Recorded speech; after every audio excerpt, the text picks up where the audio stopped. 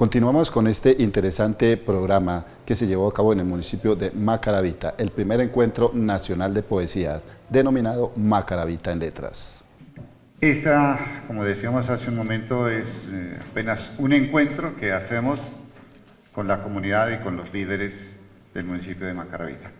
Nos acompaña entonces Rosa Carrasco, que va a ser nuestra compañera en la presentación, y la primera parte va a corresponder a un acto que es un poco inusual para una comunidad que de pronto no está acostumbrada a esto de los encuentros de poetas y de escritores.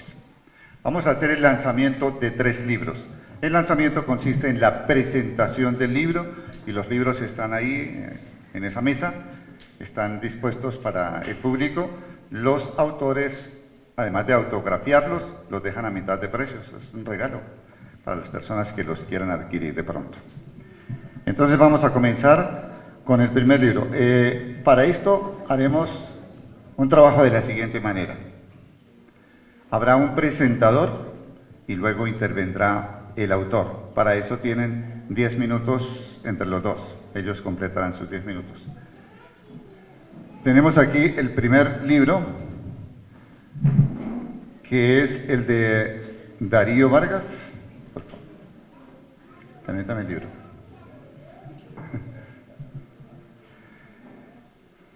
Este es el libro que va a ser presentado a continuación. Fue el libro ganador de un concurso, de tal manera que es un libro muy valioso. Su título es Noches de Espanto. El presentador es Javier Martínez. Queda con ustedes Javier Martínez.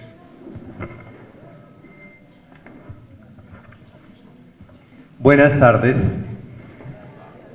Bueno, me corresponde presentar el libro de Darío Vargas y lo voy a presentar con mucho gusto y mucha alegría.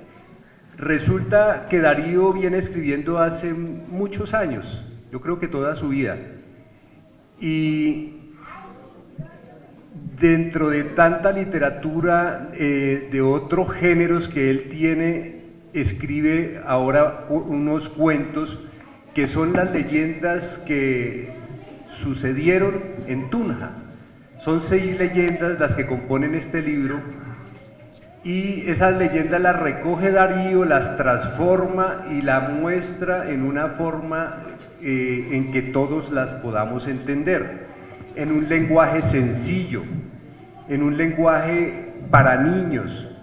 En la presentación del libro dicen, es como si una abuelita le estuviera a uno contando la leyenda, el cuento de lo que sucedió en Tunja. Este libro resulta ganador del premio de cuento infantil, que es un premio que se hace cada año aquí en Boyacá por el Consejo Editorial de Autores Boyacenses. Entonces, qué bueno que este tipo de trabajos se estén haciendo, que los escritores nos volvamos a escribir lo elemental que es buscar las historias para los niños. En una investigación que yo hice hace varios años para una universidad sobre literatura infantil, pues en mi informe final tuve que mostrar que la literatura infantil en Colombia es muy escasa, o sea, los que estamos escribiendo para niños son muy pocos escritores. Y son menos los libros que llegan a las grandes bibliotecas y menos a la parte rural. Entonces ya nos acostumbramos y ya cogimos como un hecho de que la literatura solamente viene de Europa y de que los escritores para niños no existen aquí en Colombia, y este es un ejemplo muy claro de que los escritores para niños sí existen en Colombia, como Darío Vargas, que gana este premio Noches de Espanto en Tunja. Voy a leer la biografía de Darío y luego le voy a pedir que nos comente algo más sobre su libro y si quiere leernos uno de sus cuentos. Darío Vargas Díaz es de Miraflores, Boyacá, actor y director de teatro titiritero, guionista y ensayista en temas sociojurídicos y culturales, gestor cultural y promotor de derechos humanos. Es doctor honoris causa de Ciencias Políticas en la Universidad de Miami, Florida, especialista en instituciones jurídico-políticas y Derecho Público de la Universidad Nacional de Colombia, licenciado en Ciencias Políticas y Económicas de la UPTC. Ha publicado Memoria del Tiempo, poesía, fue incluido en la antología Escritores Boyacenses del CEAP, publicó en autoría con Guillermo Velázquez Forero el libro Soy Boyacense, sobre la vida y obra del compositor Héctor José Vargas Sánchez, docente de la Universidad Pedagógica y Tecnológica de Colombia en Tunja. Ha trabajado en planeación cultural, desarrollo humano y docencia del derecho.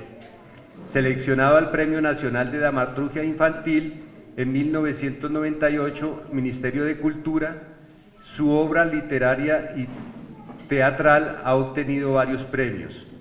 Es miembro de la Academia Boyacense de Lengua y la Asociación de Escritores de Boyacá. Bueno, entonces con ustedes está Darío, para quien pido un aplauso por este premio.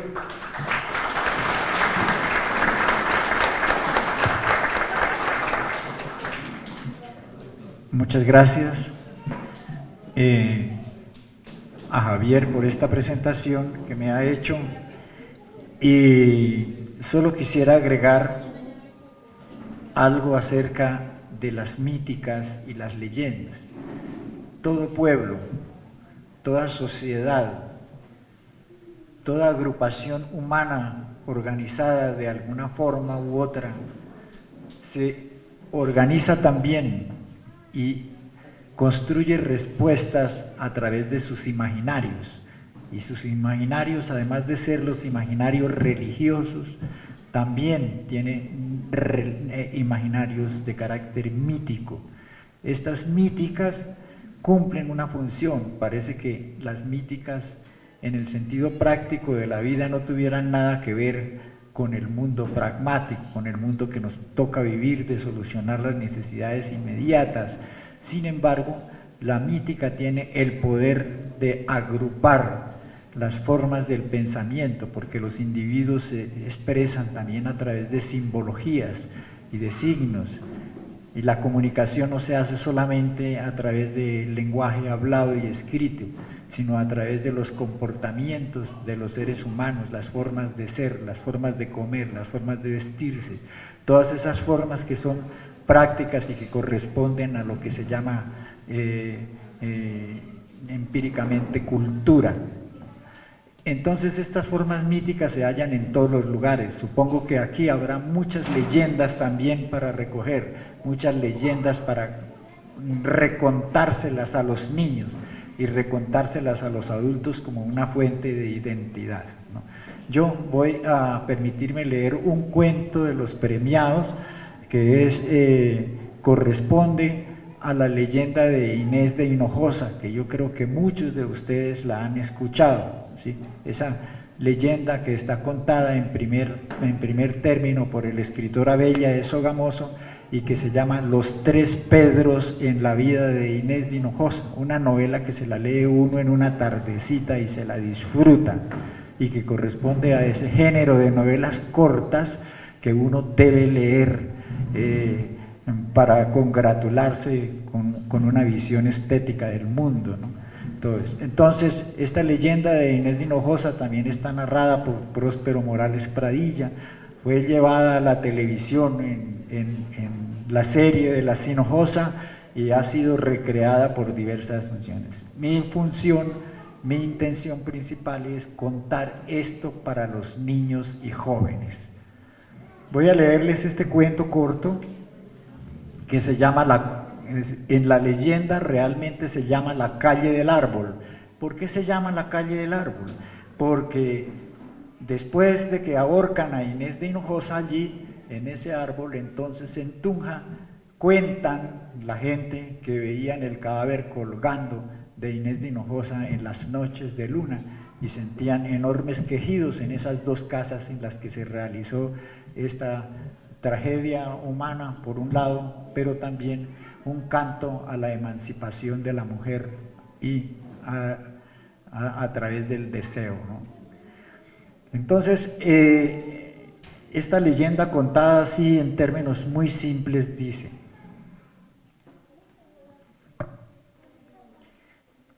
en una época lejana de la segunda mitad del siglo XVI, a la ciudad de Tunja llegaban con frecuencia extranjeros atraídos por el ambiente ilustrado en busca de paz para el espíritu. Extranjeros y locales disfrutaban de la ciudad en el ejercicio de las artes y las letras. En la ciudad para tal fin había puntos de encuentro en donde los vecinos se contaban los sucesos diarios y comentaban las costumbres y los quehaceres. Tal sucedía en la calle del Árbol, punto de referencia para la conversación placentera. Era un hermoso árbol cuyas ramas casi tocaban las ventanas del segundo piso de una hermosa casa solariega en la que ha de desarrollarse esta historia. Procedentes de Pamplona y ocultando un misterioso pasado, del cual solo se llegó a saber años más tarde, acaecido en la ciudad de Carora, Venezuela, llegó a la ciudad una familia que parecía ser muy ilustre y por su porte y costumbres cortesanas. Se trataba de don Jorge Boto, su hermosa mujer doña Inés de Hinojosa, Juanita, su joven e inocente sobrina, y don Pedro de Hungría, al que al parecer no tenía con ellos ninguna consanguinidad. En esta pacífica ciudad estaremos tranquilos por el resto de nuestros días, había dicho don Jorge a Inés de Hinojosa, mirando la ciudad desde los cerros y aún sin bajarse de los caballos. Se instalaron a vivir en la casa solariega de la calle del Árbol, don Jorge Boto, su mujer y su sobrina. No necesitaron mucho tiempo para llamar la atención en la ciudad. La exuberante y extraña belleza de doña Inés, mitad india y mitad española, la ingenuidad y dulzura de la núbil Juanita y el exquisito porte afeminado y galán de don Jorge Boto, profesor de danza, pronto formaron parte del tema central de las reuniones de té de las damas y de las mesas de cantina de los encomenderos, sobre todo del lenguaje descarnado y vulgar de los españoles. Por la madre mía que está en España, que esa mujer ha de ser para mí, decía don Pedro de Rivera, encomendero de Chivatá, al misterioso Pedro de Hungría, con quien había entablado una reciente amistad alrededor del vino, mientras su hermano Hernán dormía los efectos del alcohol sobre la mesa. Yo os ayudaré para tal fin y os lo aseguro, dijo Hungría. Claro que eso os costará un par de maravedíes. Satisfecho, Pedro de Hungría apuraba su copa pensando que sus intenciones de venganza iban a cumplirse más pronto de lo debido. Pero Pedro de Hungría venía siguiendo a Inés de Hinojosa y a Jorge Boto desde la ciudad de Carora, en Venezuela, donde la Hinojosa, confabulada con el bailarín, había asesinado a su primer marido, don Pedro de Ávila. Pedro Bravo trazó un plan para acercarse a Inés, fingiendo estar enamorado de Juanita, y así fue como obtuvo la entrada a la casa de Jorge Boto, quien la pasaba en reuniones sociales demostrando sus dotes de bailarín y sirviendo de consejero espiritual a otras mujeres desdichadas. Un día Pedro Bravo, aprovechando que Juanita se encontraba indispuesta y Jorge Boto dictaba sus clases de danza, aprovechó la oportunidad y le confesó su amor a Inés en medio de floridas y promisorias palabras.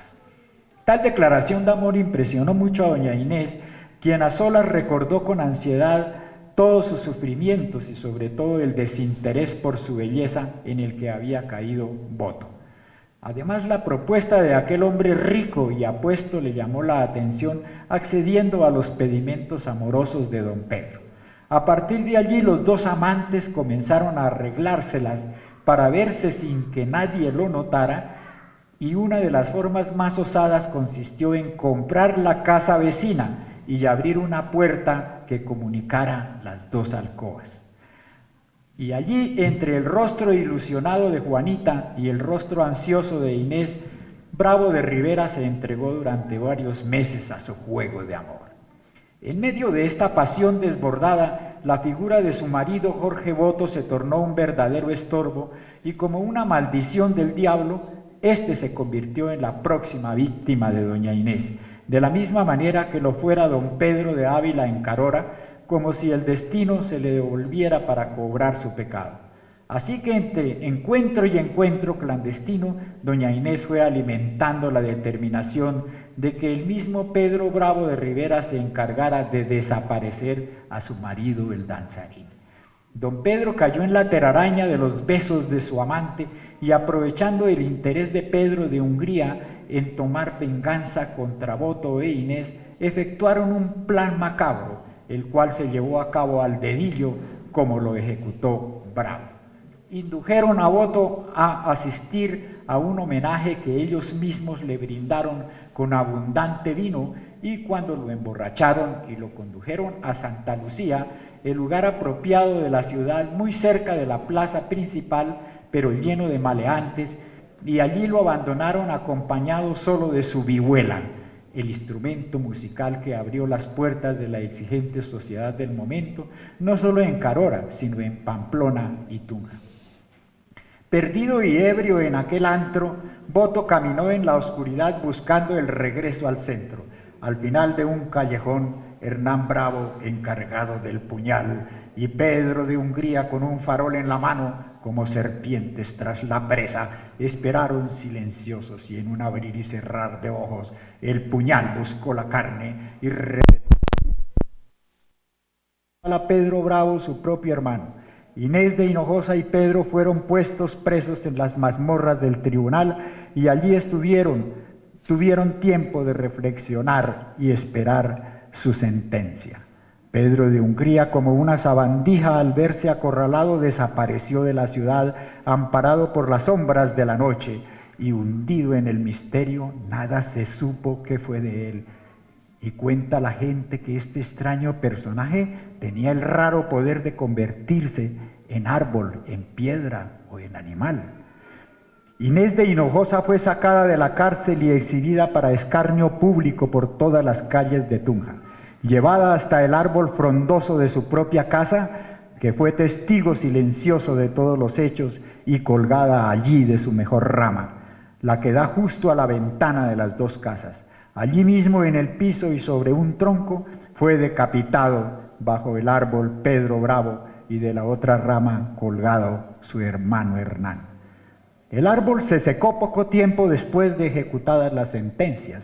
Los pobladores durante muchos años no volvieron a pasar por allí sino de día, porque en las noches de luna llena se vio el árbol frondoso sostener en la rama principal el cuerpo esquelético de una mujer y abrazado a sus piernas un hombre sin cabeza.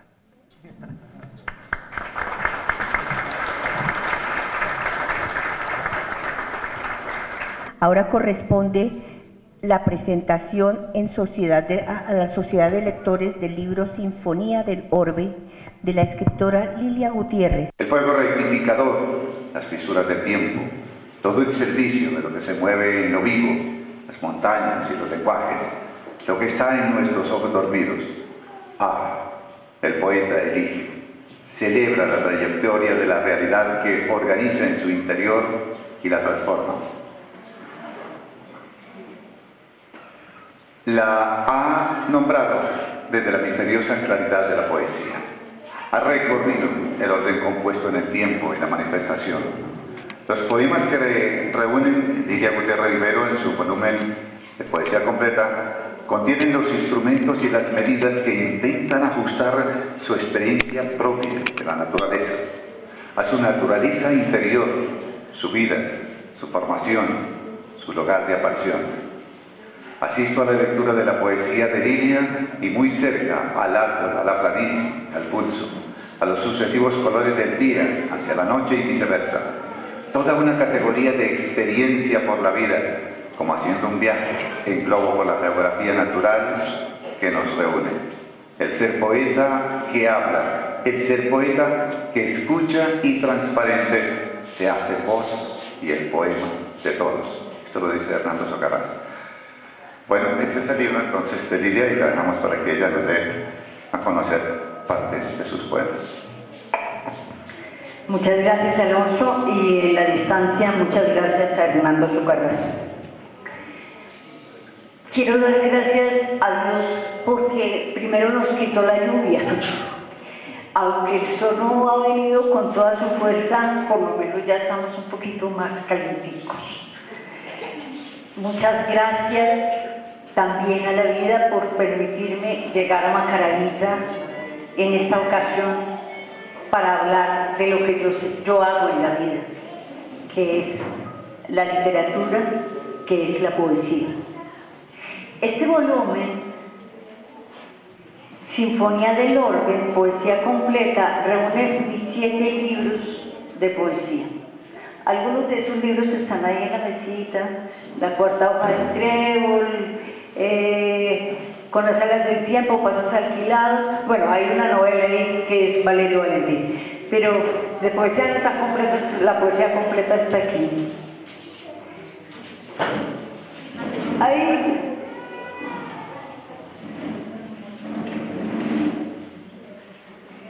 En una ocasión sucedió una cosa muy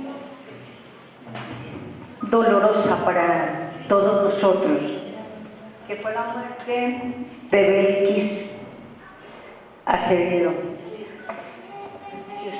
Si algunos de ustedes la recuerdan, yo escribí este poema con motivo de la partida de Belkis. Ángel de estación, a Belkis Acevedo in memoriam.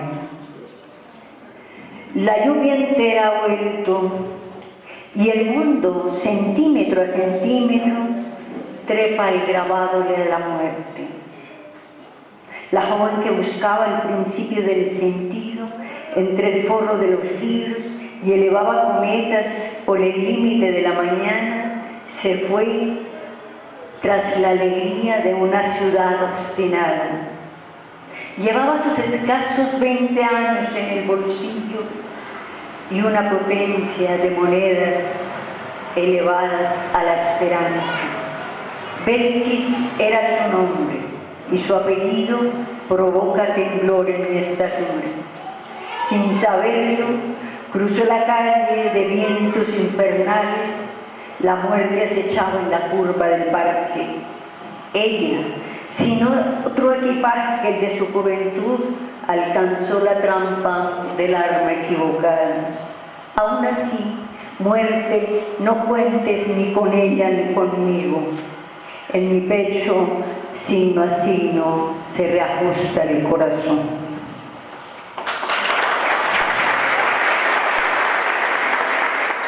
Como ya saben que yo escribo ecopoesía, este poema se llama Somos Tierra. Porque el viento esparce por la tierra las generaciones idas, no existe partícula escondida, sin memoria, sin esencia. No existe gota en el mar que no haya sido sangre, pálpito o aurora. Cada gota de savia en los tallos del mundo ha sido arrullo y beso, amor y temple humano. La tierra que pisamos es el camino de los ancestros. Somos la expresión de su cosecha. Aquí estamos, de pie. Somos evolución y sustancia, partícula de raíz, estatura arbórea, virtud de agua, prisma de la roca, sonido de la selva, abrazo, recuerdo, conjugación de vida. Dentro de 1 o 2 milenios, alguien inclinará su cabeza y escuchará acordes antiguos cuando levante de la tierra y acerque a su corazón el puñado de murmullos de sus antiguas generaciones.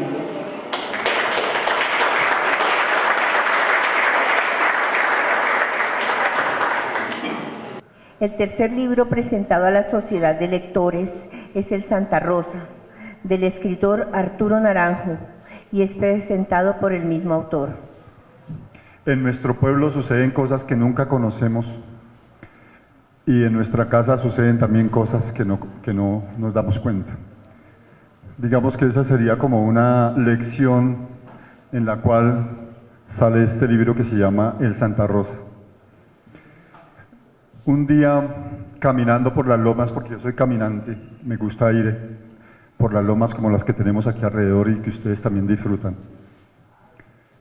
Y logrando esa inspiración que nos da la naturaleza, quise escribir algo a partir de que mis hijos ya se fueron para la universidad y yo quedé sin oficio en la casa, solo trabajando 12 o 13 horas diarias en una labor comercial.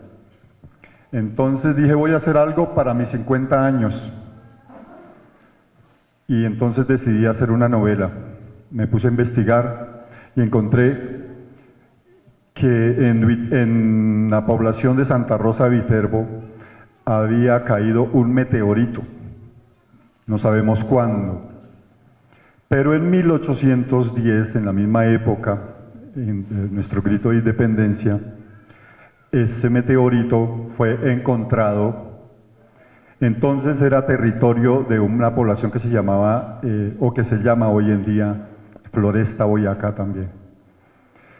Me puse a investigar sobre ese episodio y por supuesto a hacer los recorridos por las montañas y a mirar a ver dónde, cómo, por qué. Y encontré que nadie conocía que ese evento tan importante había sucedido también en nuestro país. Por ejemplo, en Rusia hace 3 años cayó un meteorito que pesó como 350 kilos. Y ustedes creo que algunos vieron en los noticieros pues la conmoción tan grande que hubo. El meteorito que cayó en Santa Rosa posiblemente haya pesado más de 1 tonelada. El único pedazo que se mantiene está en el Museo Nacional en Bogotá, a la entrada. Pesa 411 kilos. Pero cuando fue encontrado pesaba 750. Bueno, dejemos ahí la historia del meteorito. ¿Qué pasa con esto? Me puse a averiguar e investigar y entonces encontré que posiblemente este meteorito había tenido que ver con la formación del territorio de esa región en este momento. O sea, pudo haber modificado, digamos, la orografía de ese territorio. ¿Qué más historia que contar? Pues convertir al personaje, esta novela, en el investigador que se pone el propósito, siendo una persona del común, siendo un personaje que no pertenece a la academia y se pone a hacer la investigación sobre el meteorito, termina, por supuesto, volviéndose loco, casi, porque en esas cosas, cuando la gente lo hace sin método, pues no sabe manejar todas las consecuencias de las cosas que hace. Entonces en la novela va viendo una transformación del personaje y finalmente, no les digo el final porque seguramente ustedes lo van a leer. Corresponde el turno ahora a cada uno de los poetas aquí presentes para que ellos lean un poema de su obra, un poema no tan extenso. Abrimos este recital con la escritora Lilia Gutiérrez. Gracias. Evocaciones. Con el peso del tiempo sobre la caída vertical del cronograma se obtienen los resultados de la sumatoria. Ahí los amores inconclusos, la casa construida, las fotos memorables y una dedicatoria recursiva. La hoja carmina alcanza la última curva de octubre, envuelve los girasoles de los viajes, las eternas discusiones acerca de lo previsto y lo previsto, las ciudades y sus avenidas con sus gentes desiguales. La tarde trae el mantel del inventario de los días cálidos y uno que otro suspiro por las frases no escuchadas, el café incompleto, la ventana abierta y la puerta a la deriva. Muchas gracias.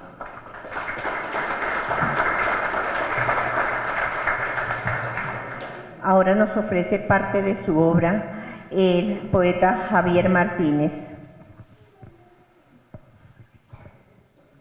Gracias. Los poetas a veces sufrimos, o a veces no siempre, por la situación en la que estamos viviendo todos los colombianos. Este poema se llama Mala Puntuación, corresponde al libro Amor Tecnológico, y mala puntuación como más bien debería llamarse mala puntería. Es un juego que hago con los signos de puntuación, pero también con la realidad de nuestros días. Mala puntuación.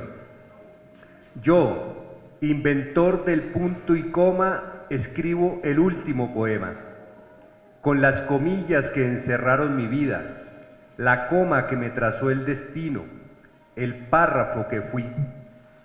En un paréntesis envuelvo mi espíritu y descanso en este mi último poema. Yo, inventor del punto aparte, no quiero ver mis pies de página por la sangría en las calles de mi pueblo. No quiero ser interrogado por signos militares, no acepto la muerte ni los guiones que se realizan en su nombre. No quiero ser tildado de moralista o gramático. Yo, inventor de los dos puntos, estoy cansado y con admiración comprendo que mis inventos no han servido en este país.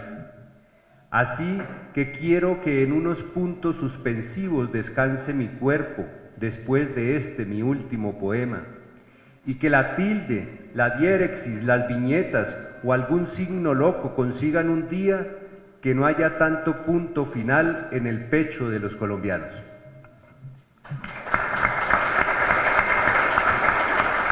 Muchas gracias al poeta Javier Martínez.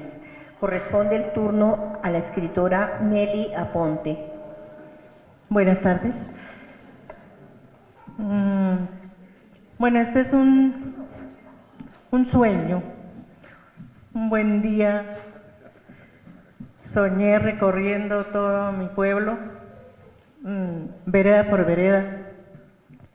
Comencé por La Palma, subí al Alto de los Rayos, de allá del Alto miré para abajo, para el pueblo.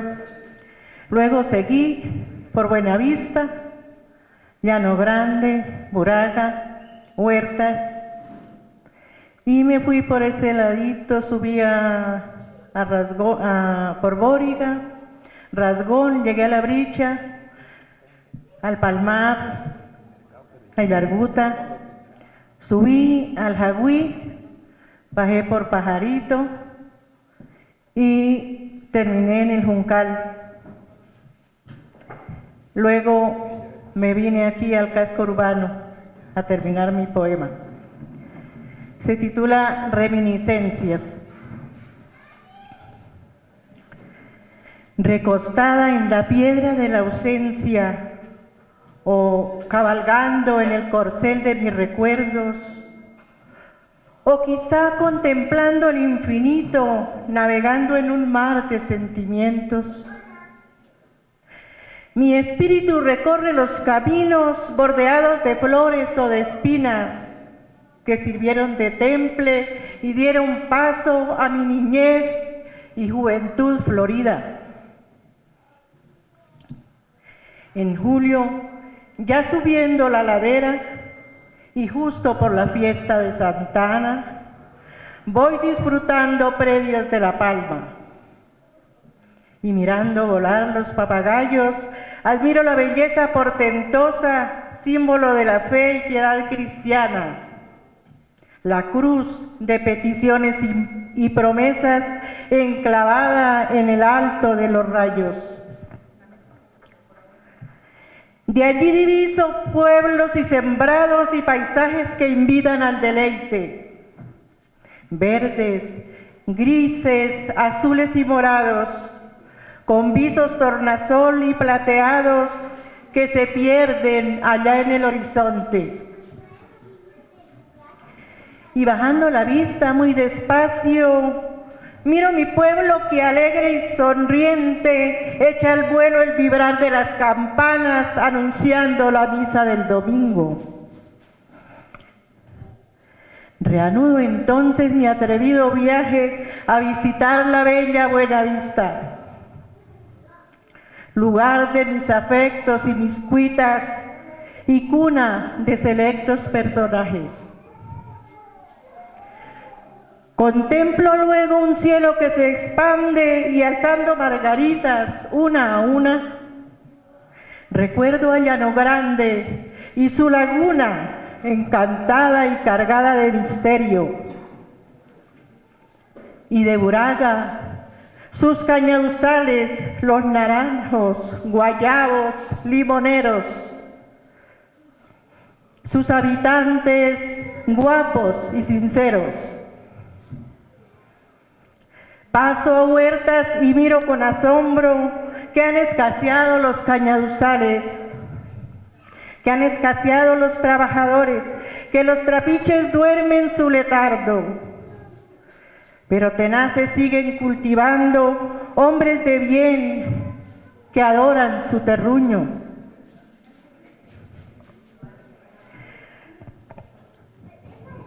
Alejándome un poco del nevado, el río que bordea estas veredas, alguien en el camino me saluda y al olor de cultivos de tabaco, en Bóriga descanso un largo rato. Luego está la vereda de Rasgón, donde también se ensancha el corazón. Viendo el ganado en sus pastizales, los gorriones y otros animales que me causan profunda admiración.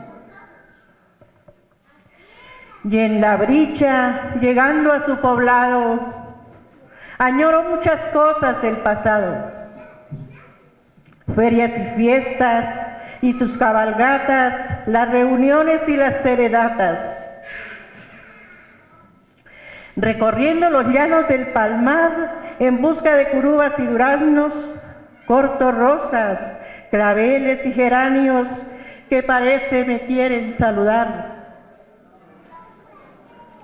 En Hilarguta recobro mis fuerzas, con el queso, la leche y la cuajada y con las viandas que allí se preparan. El acopio sin fin de mis recuerdos que están en el baúl de mi memoria, justo en este lugar de tanta historia, brotan cual manantial y como brisa arrancan de mi boca una sonrisa. Subo la cuesta y al final encuentro, justo en el límite con Carcassí, un territorio amable de aguas claras, el ganado, los árboles gigantes, los cultivos de papa y el susurro del aire fresco en los amaneceres. Ese sector sereno y apacible tiene su nombre propio, es el Jagüí. Ya es hora de pasar por la vereda, testigo de mis luchas y querellas, donde nací a la luz de las estrellas y fui feliz desde la edad primera. Es Pajarito a la que me refiero, y al nombrarla me quedo sin palabras. Allí gocé, lloré, fui bien amada y trabajé gustosa y abnegada. Sería injusto mis versos terminar olvidando un sector muy estimado, porque sus gentes son caritativas, auxiliando a los pobres peregrinos cuando pasando por estos caminos requieren de una ayuda o caridad. La fracción a la que hago referencia se llama la vereda del Juncal. Cierro los ojos muy ensimismada y recorro las calles de mi pueblo. Saludo a mis amigos, voy al parque, al centro de salud, al colegio, visito la alcaldía y en un receso olvidando las reglas de la dieta, donde la señorita Figueroa toma un masato de maíz con queso. Me dirijo hacia el templo entusiasmada a saludar al Dios del universo. Y en la baranda del atrio reclinada, mirando al frente, sueño, sueño, sueño. Sueño viendo mi pueblo reluciente, cual los hilos de plata del nevado, que se olvidan rencores del pasado y que asoma la paz blanca y sonriente. Gracias.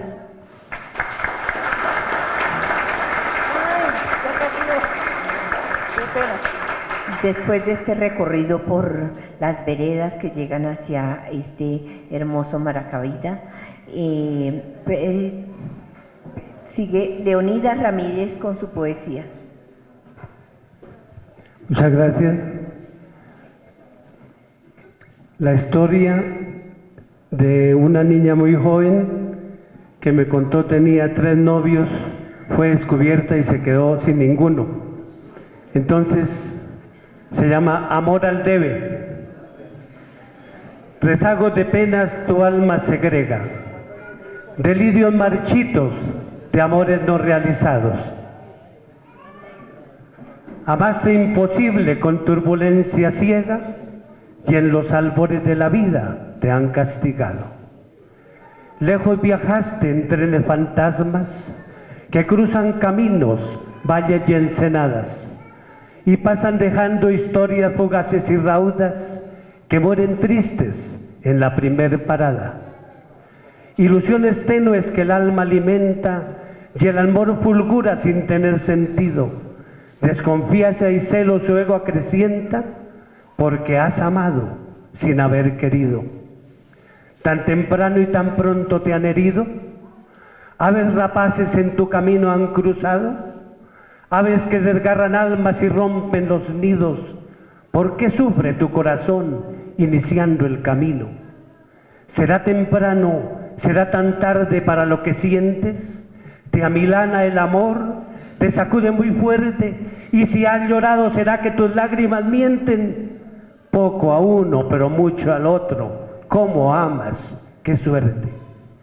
¿Qué sendero tortuoso tomó tu corazón? Que la ilusión te domina, que tu ser te embebe. ¿Y por qué lo entregas sin mirar razón? Porque has querido recibiendo al debe. Mujer tormentosa, nacida para querer, quiere cuando te quieran, entregue cuando te den, olvide cuando te olviden, no hoy sino ayer. Pero ¿cómo lo haces si amaste antes de nacer? Gracias.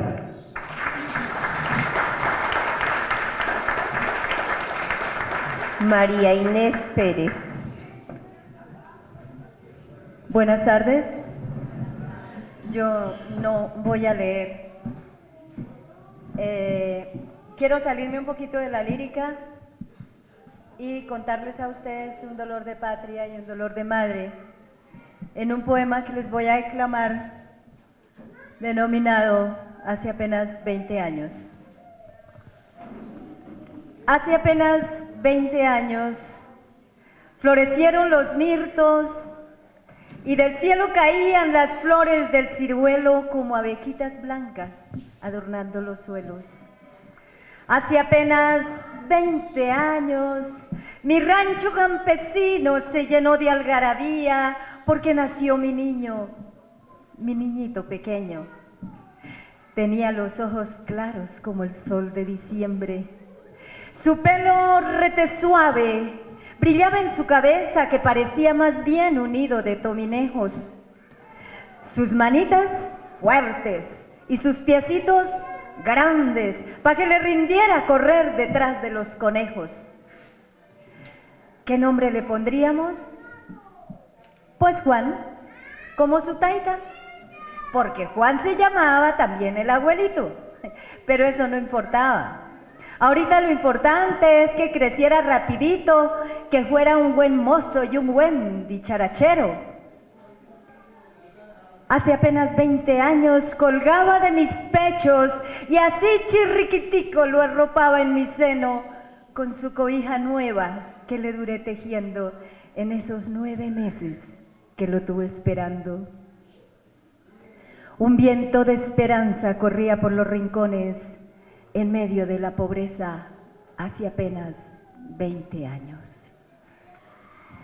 Su taita, orgulloso, a todos les contaba que cuando era grande el varón de su casa lo llevaría con él a montar en la yegua, a castrar los terneros, a enlazar el ganado, para cuando ella estuviera por los años cansados, se encargara él solito de echar para arriba el rancho, que aprendiera de todo, que fuera bien juicioso, que cuidara bien de las matas del ciruelo, aunque fuera para que los mirlos vinieran a comérselo.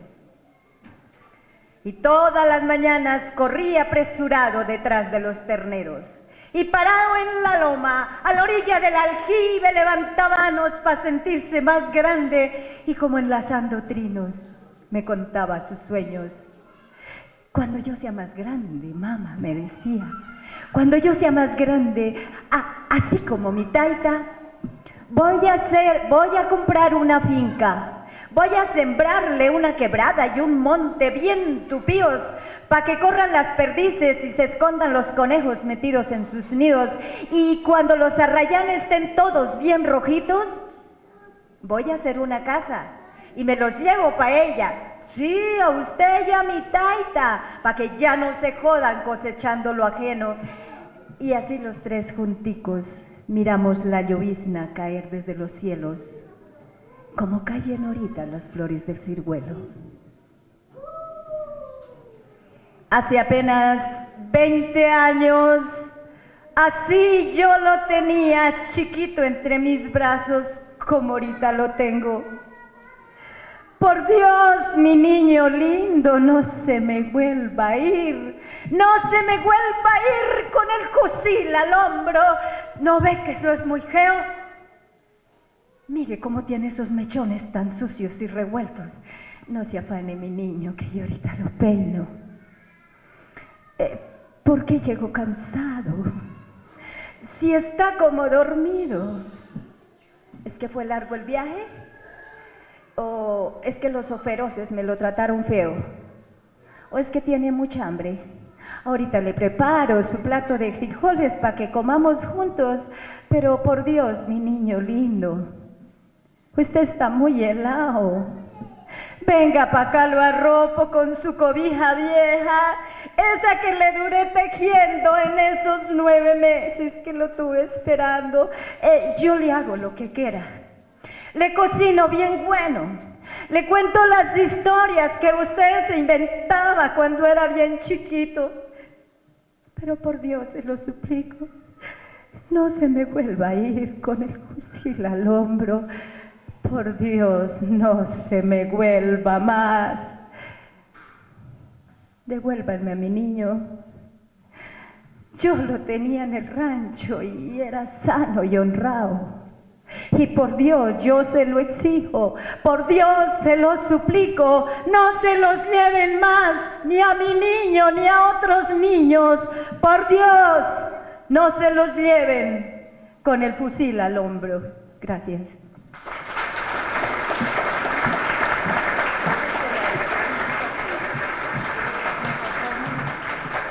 Después de esta interpretación que narra una realidad tanto de antaño como presente,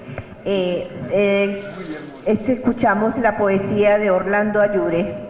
Como decía el poeta Julio Flores, todo nos llega tarde hasta la muerte.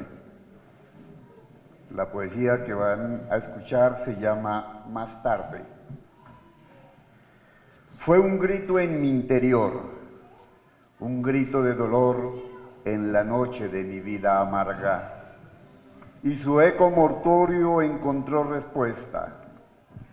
En una noche de mi mente oscura se oye el trepidar de aquellas ruedas. Es ella, blanca en su carruaje negro. Con emoción y miedo la llamo sin que nadie sepa. Muerte, muerte, Muerte. Ella pasa y me mira despreciando mi llamado. Muerte. Muerte. Volví a llamarla y en un segundo pasó delante de mí y su dedo huesudo al señalarme dijo cavernosamente, más tarde, más tarde. Gracias.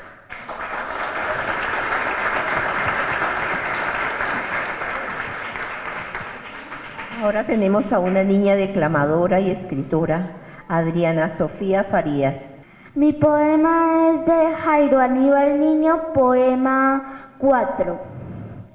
Podría perfectamente suprimirte de mi vida, no contestar tus llamadas, no abrirte la puerta de la casa, no pensarte, no desearte, no buscarte en ningún lugar común y hasta olvidarte.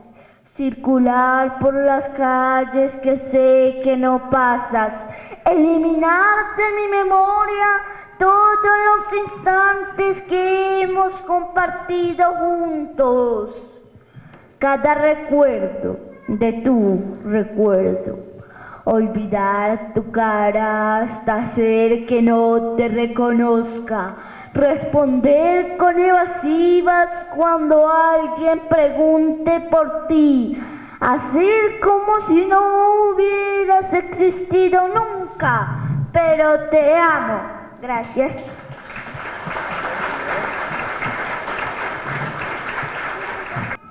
He de confesar mis oscuros rostros, por vergüenza cortar mis derroteros, sofocar el hambre de mis parásitos caídos, medir la propensión de algún político y solo encontrar dirección de sí mismo. Tras morir, habré de hallar razón que incite al vuelo. Sin ayer, sin hoy y sin mañana, evito explotar otra mina del camino. Será la gente los sueños fríos. Será de golondrinas o los míos el gorjeo envenenado por disparo de extranjero. Sobreviviente, arrastro herido ajeno a donde vive indiferencia. Acallo el grito infecto, inadmisible es el duelo cada instante. Tras la guerra, el llanto de los muertos rodará sobre mi rabia, río desbordado hará retoño las penas dormidas del huérfano vacío. El orbe inconmovible empieza fiesta en el lado iluminado. ¿Acaso rosas para cada rostro en desconsuelo? Paz al corazón que muerto hijo besa tras respaldar patraña de caudillo impío. Será el destino de los padres de todo un pueblo de Colombia que es el pueblo mío. Gracias.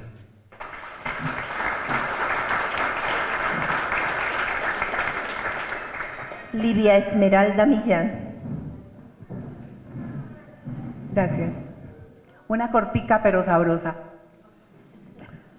Bésame. Bésame como el sol cuando acaricia la tierra, como batirte alas de mariposa que rompen capas de aire. Bésame como cristalina agua que desciende por la empinada montaña sedienta y rugosa. Bésame como el sigiloso viento que atraviesa bosques y desiertos. Márcame con tus labios como la gota que horada la roca, sin que ella lo note, sin que ella proteste.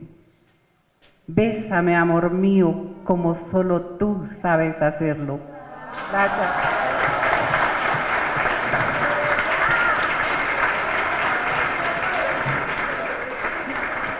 Y después de este beso, entonces viene Darío Vargas y nos lee su poesía.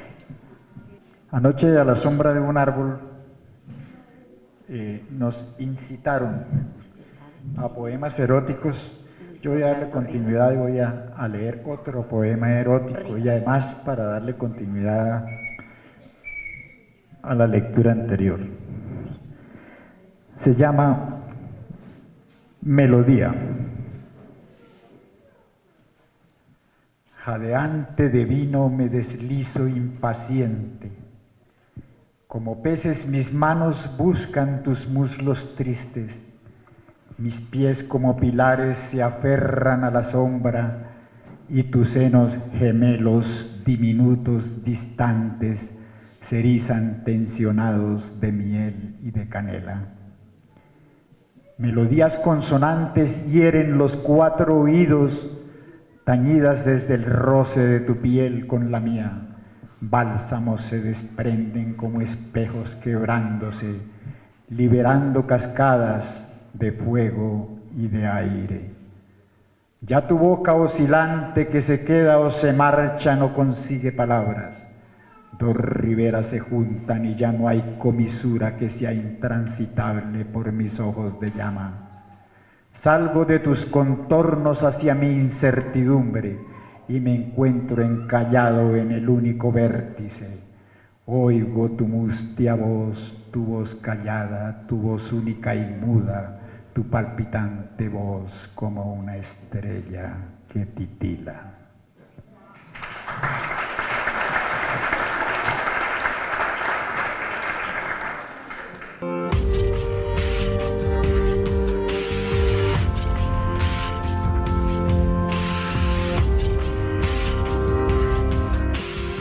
Los invito a un corte de comerciales y ya regresamos con este interesante programa.